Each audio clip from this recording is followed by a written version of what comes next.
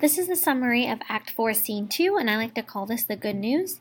This is a fairly short scene. Basically, this is right after Friar has come up with the plan to get Juliet out of marrying Paris. And the scene starts with Capulet. He's getting the wedding ready. And Juliet comes back from confession, and she basically tells her parents that she feels so repentant about being a disobedient daughter, and basically asks forgiveness and says that she is going to marry Paris. So the plan is obviously in full effect, that they're going to get married on Thursday. This happens in the Capulet home.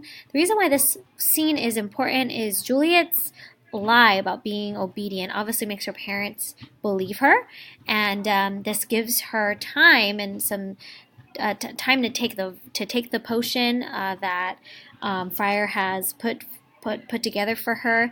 So in reality, Juliet's plan is in full effect. Please read Act 4, Scene 2, and enjoy.